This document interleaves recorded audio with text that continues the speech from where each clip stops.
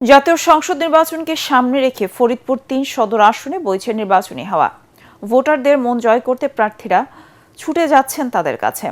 BNP, Jamaat সহ স্বতন্ত্র প্রার্থীরা চালাচ্ছেন অনানুষ্ঠানিক প্রচারণা। একসময় বিএনপির ঘাঁটি হিসেবে পরিচিত এই আসনটি ফের দখলে নিতে মরিয়া দলটি। অন্যদিকে জামায়াত, এনসিপি ও স্বতন্ত্র প্রার্থীরাও চাইছেন আসনটি প্রথমবারের মতো তাদের দখলে নিতে। ফরিদপুর প্রতিনিধি কামরুজ্জামান সোহেলের রিপোর্ট জানাচ্ছেন জাহিদুল আলম। ফরিদপুর জেলায় রয়েছে 4টি সংসদীয় আসন। এর মধ্যে গুরুত্বপূর্ণ ফরিদপুর 3 আসনটি বিএনপির ঘাঁটি হিসেবে পরিচিত। তবে 2008 সালে আসনটি দখলে নেয় বর্তমানে কার্যক্রম নিষিদ্ধ আওয়ামী লীগ।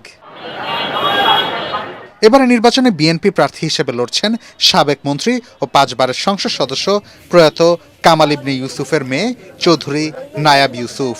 জামাত প্রার্থী হিসেবে রয়েছেন আব্দুত তাওয়াব। এছাড়া এনসিপি, খেলাফত মজলিস ও স্বতন্ত্র প্রার্থীরাও রয়েছেন।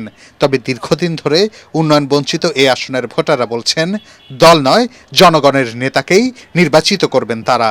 এই আসনে এমন একজনকে ভোট দিব যে অবশ্যই তারুণ্যের কথা বলবে, যে সৎ হবে, নির্ভেজাল হবে এবং সন্ত্রাসমুক্ত সমাজ গড়বে এবং বাংলাদেশের স্বার্থে কাজ করবে, যে সাধারণ মানুষের জন্য কাজ করবে, কৃষকের জন্য যে কাজ করবে, যে ধর্ম ব্যবসা করবে না, এরকম একজন আমি প্রার্থী খুঁজছি। কর্মক্ষেত্রে আমি স্বাচ্ছন্দ্যে যেতে পারবো, কোনো ভয় ভীতি থাকবে না, এই টাইপের একজনকে নিশ্চয়ই বাছাই করবো আমরা। ভূমিকম্প সহনীয় মোস্ট ডিউরেবল দেশের প্রথম থার্মেক্স রড সালাম স্টিল। সালাম স্টিল বোঝে ডিউরেবিলিটি। সালাম স্টিল, মোস্ট ডিউরেবল স্টিল। আসনটি ফিরে পেতে মরিয়া বিএনপি।